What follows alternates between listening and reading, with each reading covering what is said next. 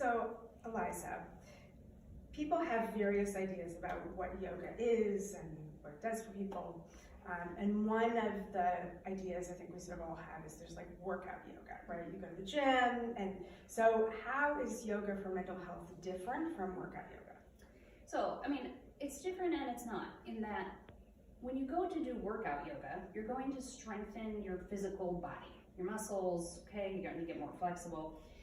When you're doing yoga for mental health, you're strengthening something else. You're strengthening what I like to say is the parasympathetic nervous system, all right? And the parasympathetic nervous system is that sort of rest and digest response in the body.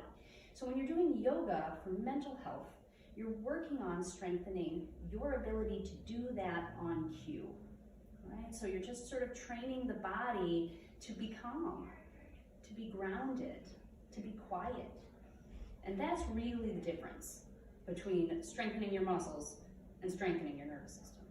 So it seems like it might look similar, like, you know, a lot of the poses are the same, but it's sort of like your intention, your purpose is different, and you're kind of tapping into a different facet of yoga.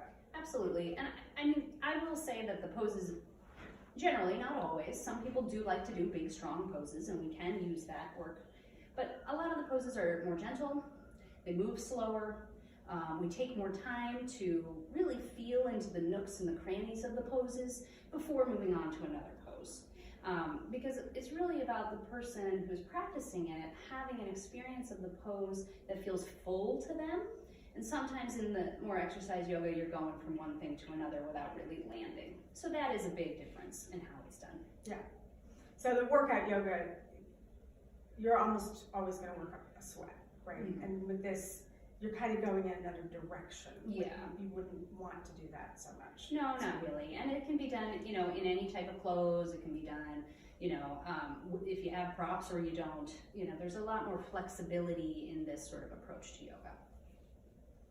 So let's say somebody already has kind of a pretty good toolkit repertoire of like breathing exercises, or they do some kind of meditation exercises. Maybe they use the Calm app or Insight Timer, one of those things. There's something different about this. How would you say this is different? So what we're doing with yoga is using the whole body. So we know more and more about various you know, systems in the body. For example, the vagal nerve. Okay, so the vagal nerve is an important nerve. It has a lot to do with our fight and flight, our stress responses, things like that. And that vagal nerve goes all the way down. It wraps around your heart, it goes down low into your guts. And just as one example, the work that we do in yoga helps to engage all of that. Whereas the meditation and the mindfulness, which are excellent practices, really excellent when used together with yoga, have a lot more to do with the mind, the thoughts, the thinking. Some physical perceptions get involved there. But when you really work the entire body, engaging your muscles, engaging your bones, there's a more embodied, grounded sense of the work and the ability to use mindfulness embodied. So it can complement other kinds of techniques that people may already be using. Absolutely. And what about if we think in terms of, let's say somebody's in therapy, how can doing this kind of yoga practice enhance or support the work of psychotherapy?